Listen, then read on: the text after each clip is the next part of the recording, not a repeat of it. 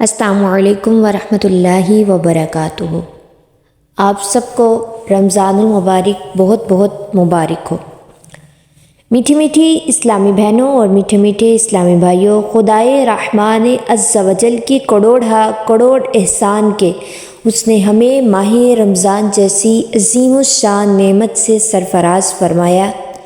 ماہ رمضان کے فیضان کا کیا کہنا، اس کی تو ہر گھڑی رحمت بری ہے۔ رمضان المبارک میں ہر نیکی کا ثواب 70 گنا یا اس سے بھی زیادہ ہے۔ نفل کا ثواب فرض کے برابر اور فرض کا ثواب 70 گنا کر دیا جاتا ہے۔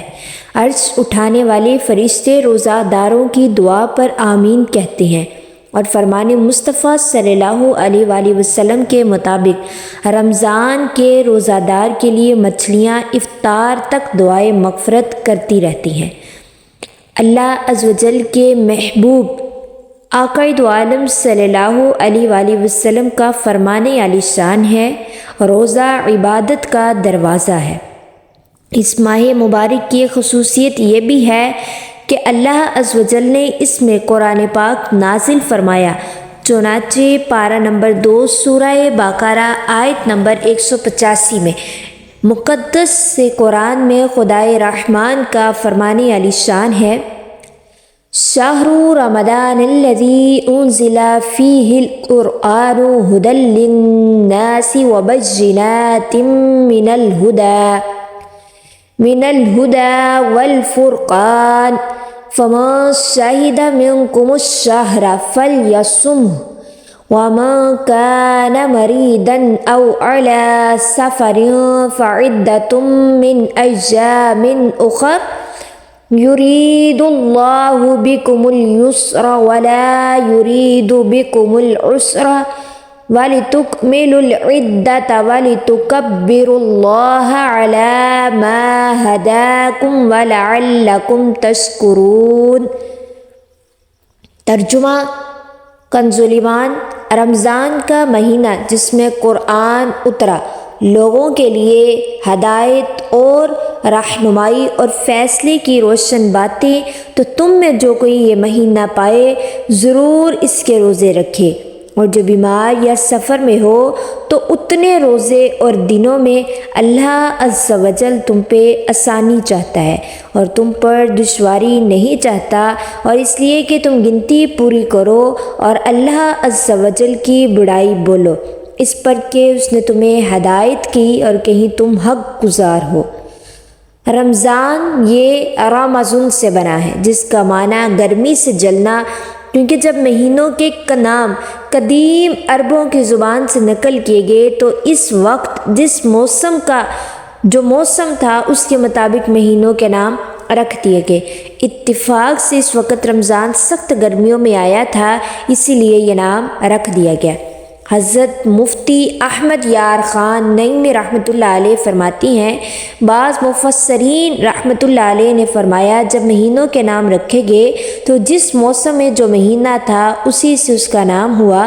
جو مہینہ گرمی میں تھا اسے رمضان کہہ دیا گیا، جو موسم بہار میں تھا اسے ربیع الاول، جو سردی میں تھا جب پانی جم رہا تھا اسے جمادی الاولیٰ کہا گیا۔ حضرت سیدنا ابو سعید خدری رضی اللہ تعالیٰ عنہ سے روایت ہے، مکی مدنی سلطان عالم صلی اللہ علیہ وآلہ وسلم کا فرمان عالی شان ہے، جب ماہ رمضان کی پہلی رات آتی ہے تو آسمان کے دروازے کھول دیے جاتے ہیں اور آخری رات تک بند نہیں ہوتے۔ جو کوئی بندہ اس ماہ مبارک کی کسی بھی رات میں نماز پڑھتا ہے تو اللہ عز و جل اس کے ہر سجدے کے عوض اس کے لیے 1500 نیکیاں لکھتا ہے، اس کے لیے جنت میں سرخ یاقوت کا گھر بناتا ہے۔ بس جو کوئی ماہ رمضان کا پہلا روزہ رکھتا ہے تو اس کے سابقہ گناہ معاف کر دیے جاتے ہیں، اس کے لیے صبح سے شام تک 70,000 فرشتے دعائے مغفرت کرتے رہتے ہیں۔